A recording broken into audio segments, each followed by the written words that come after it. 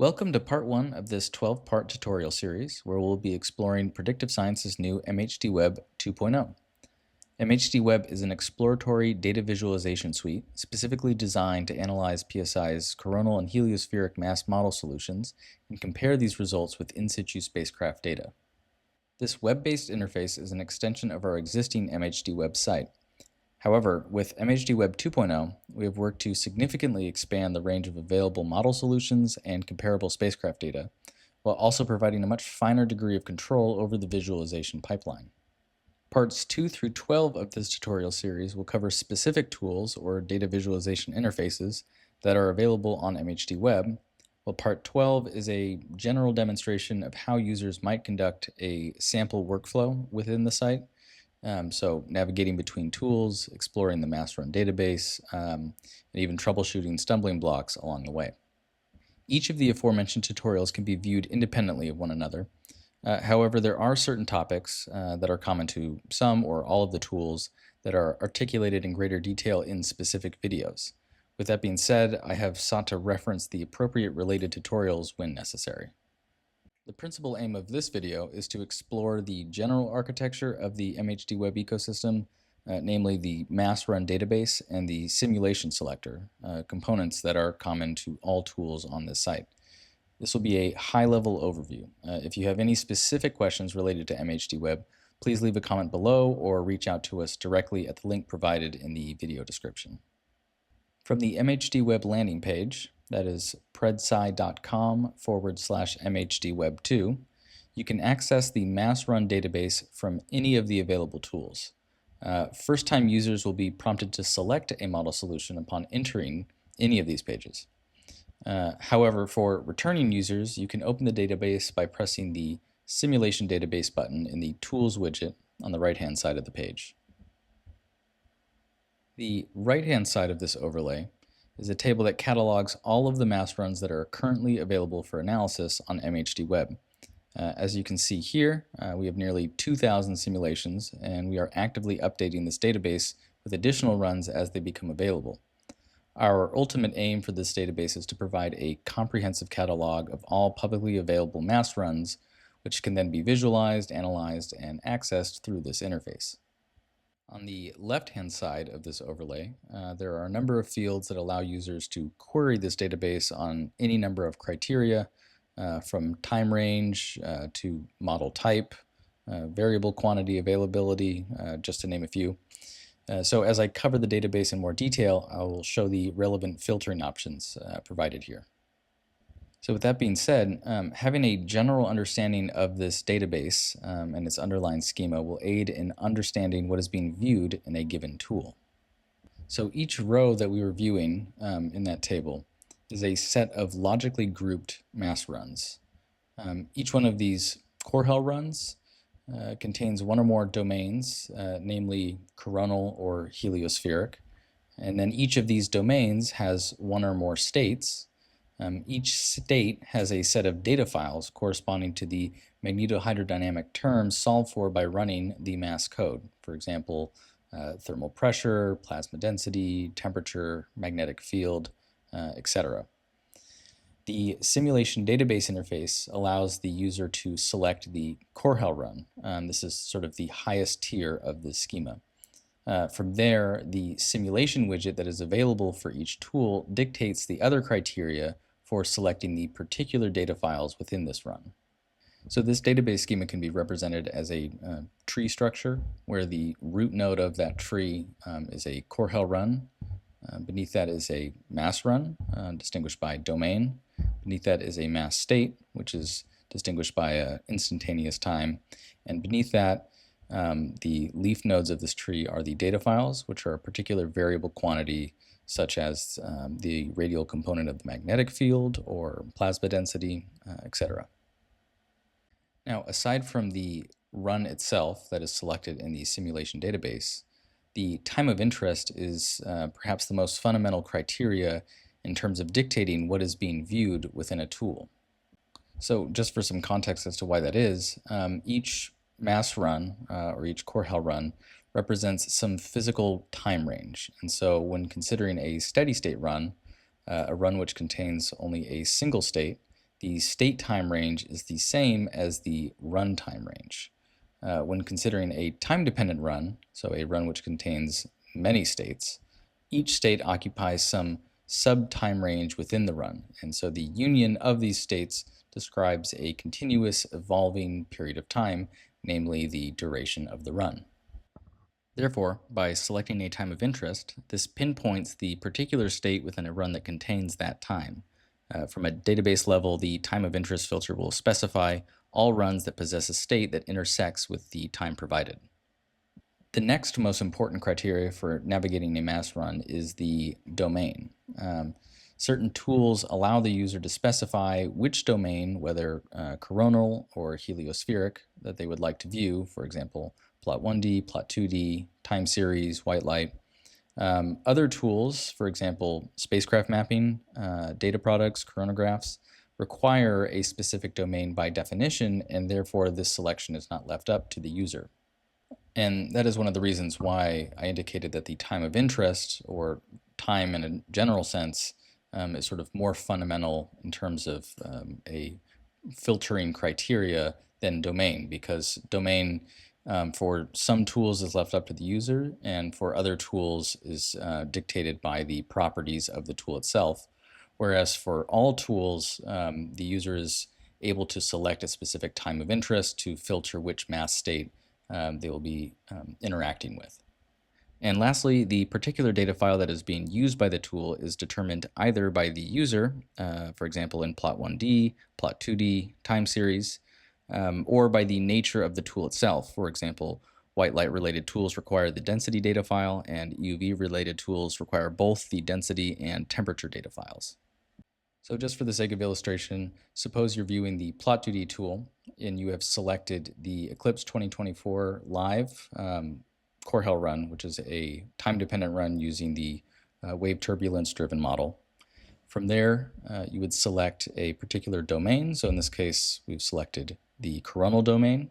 Since this is a time-dependent run, the particular time of interest will correspond to a unique state within a set of states for the time-dependent run. And then lastly, we'll be viewing a particular data file. In this case, we're examining the radial component of velocity. Now, for each branching point within this path, there exists filters within the simulation database interface that correspond to those decisions. In other words, you can filter the mass run database either by Corehell name, by domain, by time of interest or a range of times of interest, and lastly, by the variable quantity. As I mentioned previously, the time of interest field is one of the fundamental filtering criteria for the mass run database.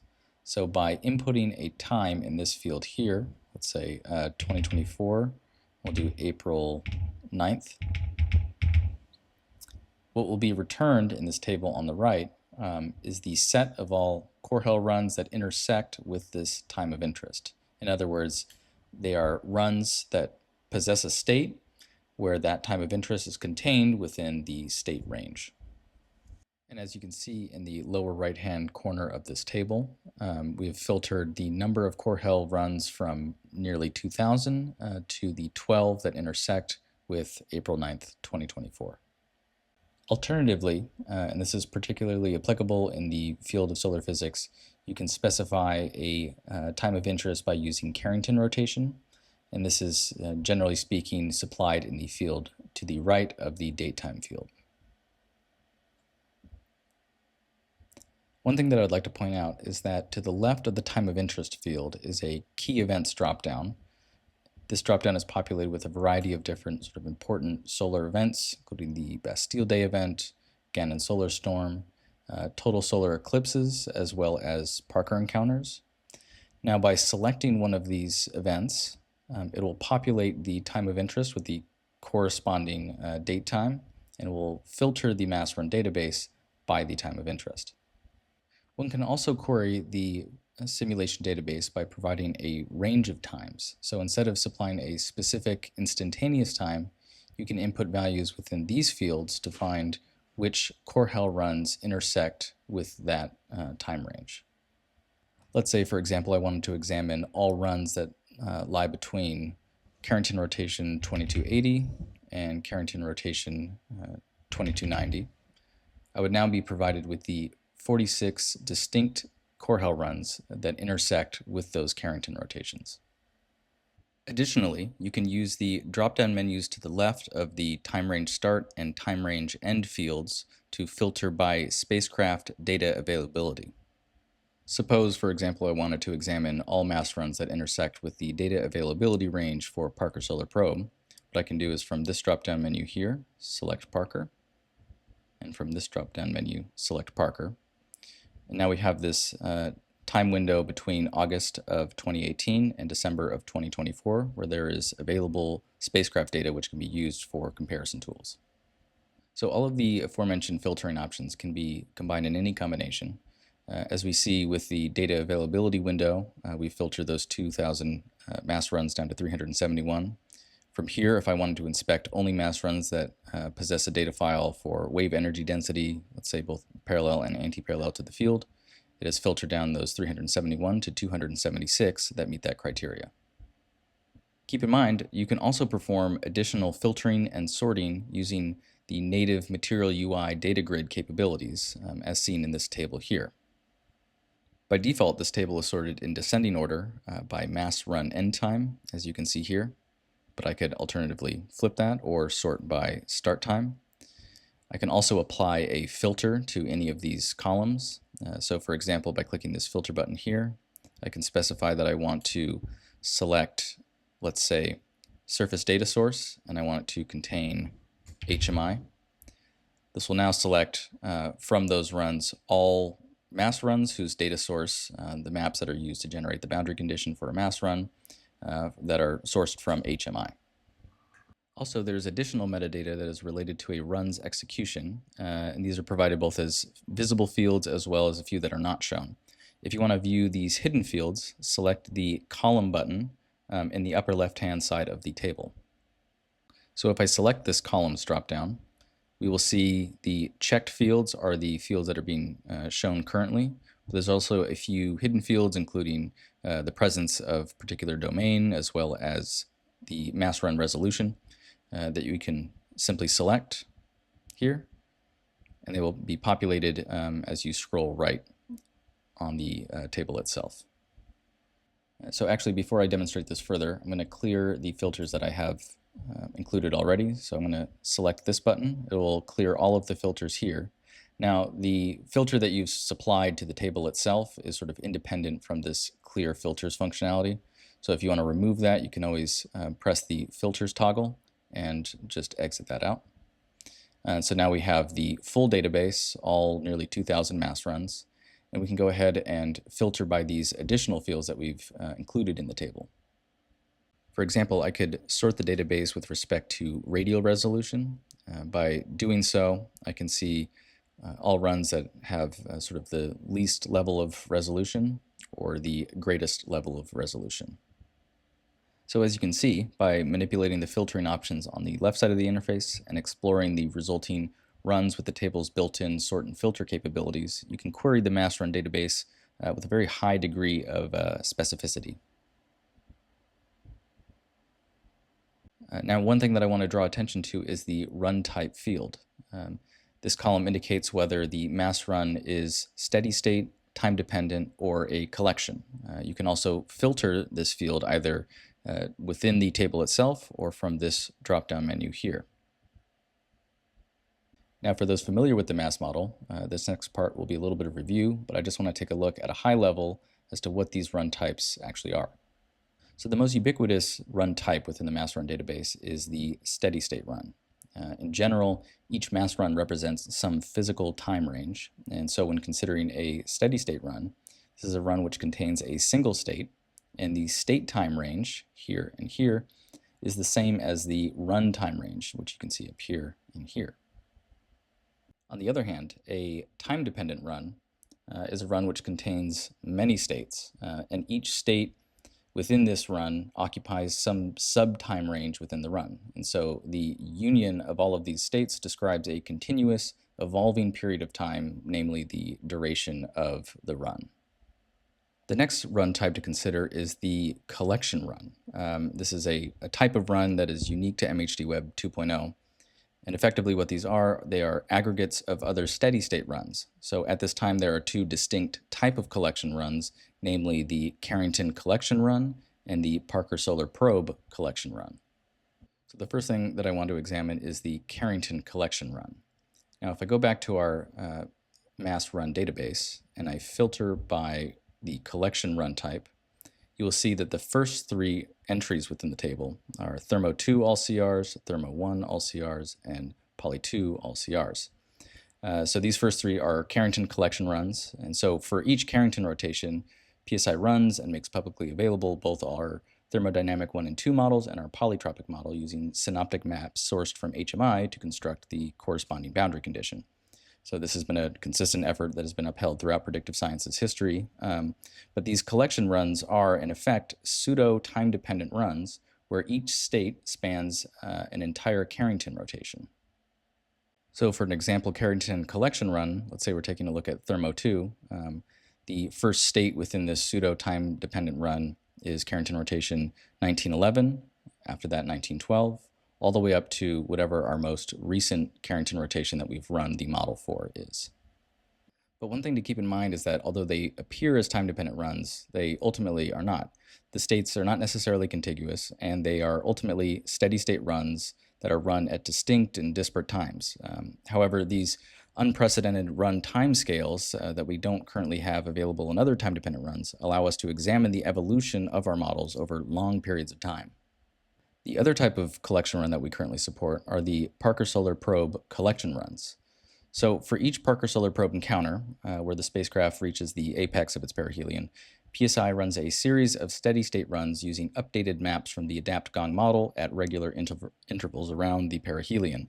These steady-state runs are aggregated into collection runs so that users can view how these solutions evolve with each new map fetched from AdaptGONG.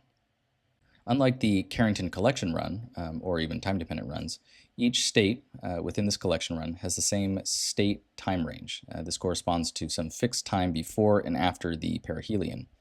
However, the instantaneous time changes, so this time corresponds to the date of the map that is fetched from AdaptGONG. This can be seen from the state drop-down menu in the simulation widget, which I will cover in just a moment. So I can return to the mass run database. Let's say I select this collection run for Parker perihelion P19, click Submit. You will see from the State of Interest drop-down menu that there are multiple states where the instantaneous time is changing. At each one of these times, a new map was fetched from the AdaptGONG model. So what you can do is on a given tool, you can toggle between these distinct instantaneous times and see how the steady state run that is run for this Parker encounter evolves as new maps are integrated into the model. And lastly, I'm going to return to the simulation database and cover in a little bit of detail some of the model types that are supplied within the mass run database. So within this models dropdown, you can filter by which thermodynamic or polytropic model was used to run a solution. These are our sort of workhorse model types. You can filter by the aforementioned Parker Solar Probe runs, by runs that were performed specifically for total solar eclipse events, including our most recent North American total solar eclipse, which was in April of 2024. They are time-dependent prediction using our wave turbulence-driven model. And then you can also filter by our Carrington runs for Thermo 1, 2, and Poly. These are the steady-state runs that are represented within the Carrington collection runs that I mentioned previously. So suppose I wanted to inspect all mass runs that were run using Thermo 2. From that drop-down menu, I would just select Thermo 2. And we can see here that there's 308 runs within the database that meet that criteria. I could also from here select the Thermo 2 runs that are collection runs, or steady-state runs, or time-dependent runs. Again, this database is under active development, so we're currently working to integrate the heliospheric solutions for certain existing runs, as well as entirely new model types into this database, namely the Corhell CME model type. And so while some of these models may already exist within the database, for example, I believe there is one CME run here, they possess certain idiosyncrasies and they're not necessarily ready for visualization purposes yet. Now, what I've covered so far is by no means a comprehensive scientific explanation of these models, but hopefully this brief overview will provide enough material context to get started with visualizing and analyzing the variety of mass runs we have available. For those who wish to explore the mass model in greater detail, I will provide a series of links, including a list of publications, in the video description below. Before concluding this tutorial, I want to take just a moment to introduce the simulation widget. You will find this widget within each of the tool interfaces. And so for our purposes, I'm going to select the Thermo 2 collection run that I mentioned previously and click Submit. So for all tools, you can find the simulation widget on the right-hand side of the visualization interface. Each tool allows you to specify a time of interest by a few different means. So you can directly input a time of interest in this date time field here, or by selecting the calendar pop-up as seen there. You can input a Carrington rotation number to the right of this field, or you can select a state from the state of interest drop-down menu. So by selecting a state from this menu, your time of interest will be set to the instantaneous time that you can see for each one of those states. And lastly, you can interact with this new slider bar that we've added, which shows you where your time of interest lies with respect to the overall mass run, as well as the individual states contained within the run. So as you can see with the Thermo 2 Carrington collection run that we're viewing, there are a few discrete Carrington rotations towards the beginning of the run, along with a more continuous set of Carrington rotations beginning around 2010, if I'm not mistaken. And lastly, if no value is provided in this field, so let's say I clear this, the midpoint of the run time range is used as the default time of interest. So with that being said, that concludes this introduction to Predictive Science's new MHDweb 2.0. The next video in this series will go on to explore the Plot1D tool. If you have any questions, comments, or concerns, please leave a comment below, and thanks for watching.